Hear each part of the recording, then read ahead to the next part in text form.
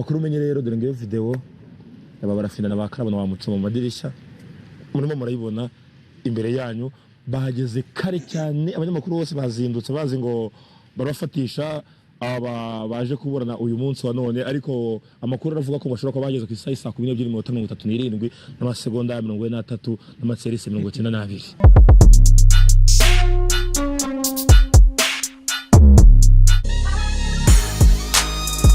Nguku rero byari byifashe hariya ku rukiko rwa Kicukiro hariya mu Kagarama ubwo uwo bita Barafinda Sekikubo Fred hakabamo uwitwa Muchoma hakabamo uwitwa Patrick uzwi nka Karabo k'Imana ndetse n'uyu mubyinnyi witwa Mazimpaka.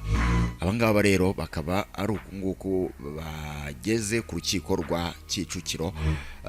Amakuru akavuga yuko bahageze mu masaha ya mu gitondo cyane kubera yuko abanyamakuru mu masaha 12 n'igice saa moya bari bamaze kuhagera nubwo akavura kari kameze nabi kari kugwa, ariko bari bagerageje kuba bahagera, ariko mu byukuri ntabwo bigeze babasha gufatisha aba bagabo. Murabizi yuko iyo hari umuntu uri buzanwe ku rukiko akenshi dukunda kubona abanyamakuru ama video bafashe bari kuberekana bagera ku rukiko basohoka muri cya kimodoka cyari bukizana ababuranyi cyangwa se imfungwa bagasohokamo kabisa batambuka kuri kamera. Ariko kuri inshuro bwo ntabwo byakunze kubera yuko muri video muri kureba abangaba basanze bahageze kare cyane. Abanyamakuru bahageze, abahungu bahageze kare cyane. Biravugwa ko ngo bahageze mu rukerera kabisa bugicya mu masaha 12 n'utunota dukeya ngo bo bari bamaze kugera ku rukiko. Byumvikana ko rero abanyamakuru bahageze, ababuranyi bo bahageze kare cyane. Akaba ariyo mpamvu ababashije gufata video byibura bafashe aka video abahungu bibereye mu madirishya. Uru rubanza rero rurimo kuba kugeza ubu ngubu, ariko hagiye haberamo ibintu bitandukanye. Icyambere wamenya nuko umutekano wo wari wakajijwe nkuko muri bugende mubibona muri video. Abapolisi bari bameze neza cyane biteguye ku mbunda zabo za AK47, bari bameze neza cyane. Umutekano wari uri wose wari wapanuwe nkuko bisanzwe nyine ku rukiko. Hanyuma ikindi kintu wamenya nuko kugeza ubu ngubu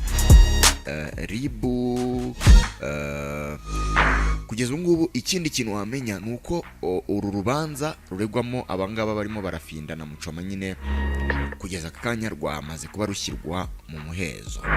Uti byagenze gute rero kubera iki rwashyizwe mu muhezo? Ubundi imanza nyinshi dukunze kubona ko zibera mu ruhame, keretse yari habayeho impamvu zidasanzwe, cyane cyane impamvu wenda z'umutekano cyangwa se ku nyungu z'amabanga y'igihugu, cyangwa se iyo bamwe mu baburanyi nyine babisabye wenda bakerekana imbogamizi zirimo n'ibyago biri mu kuba baburanira mu ruhame. Icyo gihe urukiko ruba rushobora kuba rwafata umwanzuro nyine wo gushyira uru rubanza mu muhezo. None reka twibaze ikibazo ngiye no guhita ngusubiza. Kubera iki nyine abangaba bo, kubera iki Barafinda, kubera iki Muchoma, kubera iki Karabo k'Imana, kubera iki Mazimpaka ntago ari Mazimpaka, ni Nkeramihigo Japhet, kubera iki urubanza rwabo rwashyizwe mu muhezo? Urukiko rw'ibanze rwa Kicukiro rwashyize mu muhezo iburanisha ry'urubanza ruregwamo abarimo Barafinda Sekikubo Fred na Nizeyimana Didier uzwi nka Muchoma, hakazamo Mazimpaka Patrick uzwi nka Karabo k'Imana, ndetse na Nkeramihigo Japhet. Uyu nguyu rero akaba ari umubyinnyi. N'ubusabe bwatanzwe n'ubushinjacyaha bwasabye ko urukiko kuri urubanza rwashyirwa mu muhezo kubera inyungu z'umutekano w'igihugu bijyanye n'ibishobora kuvugirwamo. Barafinda rero na bagenzi be bakurikiranyweho icyaha cyo gukwirakwiza amakuru y'ibihuha ashobora guteza imvururu cyangwa imidugararo muri rubanda babinyujije ku muyoboro wa YouTube. Barafinda rero utari ufite umunyamategeko umwunganira yabwiye urukiko ko yiteguye kuburana kandi ko yiburanira. Yababwiye ati ngewe ndi tayari rwose gutangira kuburana kandi mu bimenye ntabwo ndi bukenera umunyamategeko, ngewe ubwanjye ndiburanira. Urukiko rero rugitanga umwanya ku nshinjacyaha, ubuhagarariye yahise avuga ko bifuza ko urubanza rwakomereza mu muhezo kubera ko ibyaha abaregwa bakurikiranweho bishobora guteza umutekano muke kuko ari ibyaha by'imbonezabupfura. Kuri Barafinda yavuze ko kuri we yifuza ko urubanza rwabera mu ruhame kuko aribwo yumva rwaba runyuze mu mucyo. Nicyo cyifuzo rero akaba yanagihuriyeho na bagenzi be. Yavuze ati ndumva rwabera mu ruhame rubanda bareba kuko aribwo byaba binyuze mu mucyo, ubutabera ndetse na demokarasi kandi yihuse. Urukiko rero rwahise rwanzura ko urubanza rubera umuhezo. Amakuru akavuga yuko nubwo hano mbona igihe yanditse ko ngo icyo cyifuzo cy'uko rwabera mu ruhame ngo cyahuriweho n'ababuranyi bose, ariko ntago ariko bimeze kuko amakuru nkesha bari bahibereye ku rukiko batangaje yuko abanyamakuru batangaje barimo ba P Onika Swezi n'abandi bagiye batandukanye bari bahigereye mu gitondo cya kare, bo bavuze yuko uyu Barafinda yasabye ko rubera mu ruhame, avuga ati n'ubundi ngewe byanjye byose biri ku gasozi, n'ubundi ntacyo misha ntacyo ndamira, reka rubere mu ruhame. Uyu nguyu Patrick Karabokimana nawe asaba ko rubera mu ruhame, aravuga ati nge nanjye nta kibazo rwose rwabera mu ruhame. Ndetse na Muchoma mbibutse ko ari umuhanzi, muramuzi cyane, afite indirimbo zigiye zitandukanye, mu diaspora yibera muri Amerika yego. Akaba rero asanzwe ari n'umuhanzi ari nacyo yamamayeho, akaba afite indirimbo zigiye zitandukanye harimo niyo yakoranye na The Ben. Ntabwo ndi kwibuka neza izina ryayo ariko irahari, indirimbo nziza yakoranye na The Ben mu myaka yatambutse ya 2020. Uyu mugabo rero nanone azwi cyane ku mbuga nkoranyambaga kubera ibitekerezo bigiye bitandukanye agenda atanga ku nkuru no ku ngingo zitandukanye ziba ziri gutrendingwa muri iyo minsi. Akaba nanone azwi ku kuba akunze kwibasira, ntabwo twabyita kwibasira, ahubwo akunze kunenga imyitwarire y'abagore cyane.